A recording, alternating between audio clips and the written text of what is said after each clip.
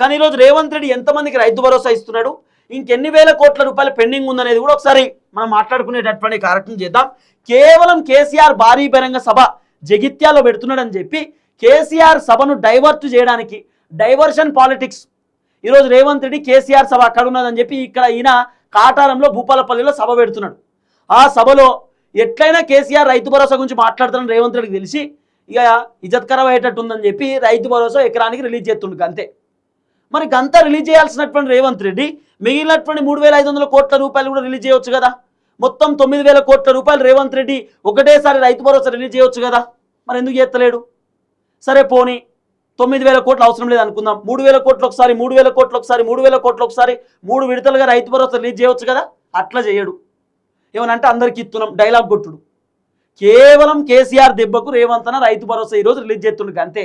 కేసీఆర్ ఎక్కడ కాంగ్రెస్ ప్రభుత్వాన్ని ఉద్దేశించి తిడతాడో, కాంగ్రెస్ ప్రభుత్వాన్ని ఉద్దేశించి మాట్లాడతాడో, కేసీఆర్ మాట్లాడితే జనాలు అందరు వింటారు, కేసీఆర్ మాటలను జనాలు బాగా అర్థం చేసుకుంటారు.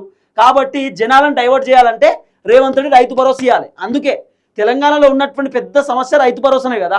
అందుకే రేవంత్ రెడ్డి రైతు భరోసా రిలీజ్ చేస్తుండు, కేసీఆర్ ఎక్కడ మాట్లాడతాడేమో అని చెప్పి. కేసీఆర్ మాటలు రైతులు బాగా అర్థం చేసుకుంటారు, పుసుక్కున్న రైతులు మళ్ళీ కాంగ్రెస్ పైన వ్యతిరేకం వస్తుంది, తిరగబడతారేమో అని చెప్పి రైతు భరోసా రిలీజ్ చేస్తున్నాడు. ఇక రైట్ మాట్లాడుకుందాం.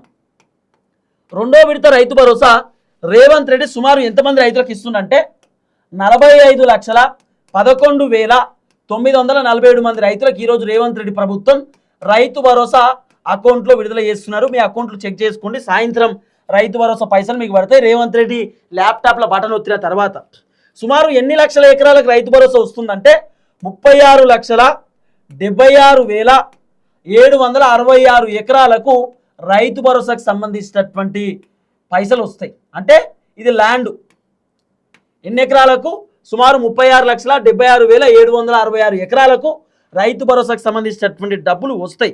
మొత్తం ఎన్ని వేల కోట్ల రూపాయలు రేవంత్ రెడ్డి ప్రభుత్వం రెండో విడత ఖర్చు పెడుతుందంటే 2,206 కోట్ల రూపాయలు రేవంత్ రెడ్డి ప్రభుత్వం ఖర్చు పెడుతున్నటువంటి పరిస్థితి. మరి రేవంత్ అన్న ఎందుకు 9,000 కోట్ల రూపాయలు ఒకటేసారి ఖర్చు పెడతలేడు? పోనీ 3 విడతలుగా, నేను మళ్ళీ చెప్తున్నా, 3,000 కోట్ల రూపాయలు ఒకసారి, 3,000 కోట్ల రూపాయలు ఒకసారి, మరో 3,000 కోట్ల రూపాయలు ఒకసారి, ఇట్లా రేవంత్ రెడ్డి ప్రభుత్వం పైసలు ఎందుకు ఖర్చు పెడతలేరు? ఖర్చు పెట్టకపోవడానికి గల కారణం ఏంది? రేవంత్ అన్నకు రైతుల పైన ప్రేమ కదా, కాంగ్రెస్ అంటేనే రైతు రాజ్యం కదా, కాంగ్రెస్ అంటేనే రైతులకు సంబంధించినటువంటి అంశం కదా. మరి ఎందుకు? మాది రైతు రాజ్యం, మాది ప్రజారాజ్యం, స్వేచ్ఛగా పరిపాలన చేస్తాం, రైతుల కోసమే ప్రభుత్వం వచ్చిందని చెప్పి డైలాగులు కొడతాడు.